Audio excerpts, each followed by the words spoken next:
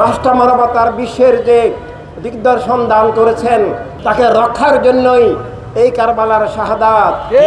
এই কারবালার শাহাদাতের সাথে ইসলামের আসল ধারা অস্তিত্বের প্রশ্ন হিসেবে জড়িত। তেমনভাবে দুনিয়াতে কি থাকবে? ধর্মের নামে কি অধর্ম থাকবে? রাজনীতির নামে কি দস্যুনীতি থাকবে? রাষ্ট্রের নামে কি খুন জুলুমের কারাগার স্বৈরতন্ত্র দস্যুতা থাকবে?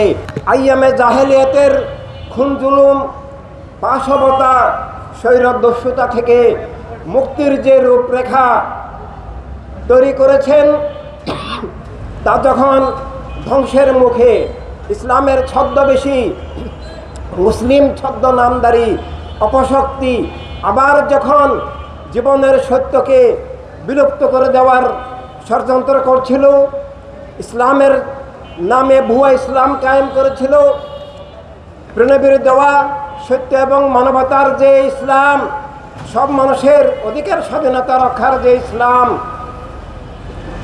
সে আসল ইসলামকে ধ্বংস করে যখন আবার ইসলামের ছদ্মবেশে আইয়ামে জাহেলিয়াত কায়েম করার ষড়যন্ত্র হচ্ছিল, প্রণবীর দেওয়া সব ধর্মের সব মানুষের অধিকার স্বাধীনতা আবার যখন কেড়ে নিয়ে একক গোষ্ঠীবাদী স্বৈরদস্যুতন্ত্র কায়েমের মধ্য দিয়ে ইসলামকে, জীবনকে, মানবতাকে পরাজিত এবং উৎখাতের ষড়যন্ত্র হচ্ছিল, তখনই পবিত্র আহরে রাসূল আলাইহিসসালাম কারবালার ময়দানে সীমাহীন ত্যাগের মধ্য দিয়ে, অতুলনীয় শাহাদাতের মধ্য দিয়ে সকল নবী রাসূল আলাইহিসসালামের মিশন, আল্লাহর হাবিব সাল্লাল্লাহু আলাইহি সাল্লামের শুভাগমন, সত্য মানবতার মুক্তির ঈদে আজমের যে মিশন, সীমাহীন ত্যাগের বিনিময়ে সাহাবায়ে কেরাম ইসলাম এবং জীবনের যে রূপরেখা খেলাফত ইনসানিয়াত,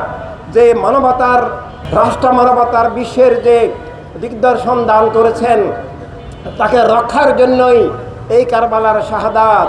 এই কারবালার শাহাদাতের সাথে ইসলামের আসল ধারা যেমন অস্তিত্বের প্রশ্ন হিসেবে জড়িত, তেমনভাবে দুনিয়াতে কি থাকবে?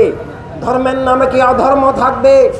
রাজনীতির নামে কি দস্যুনীতি থাকবে?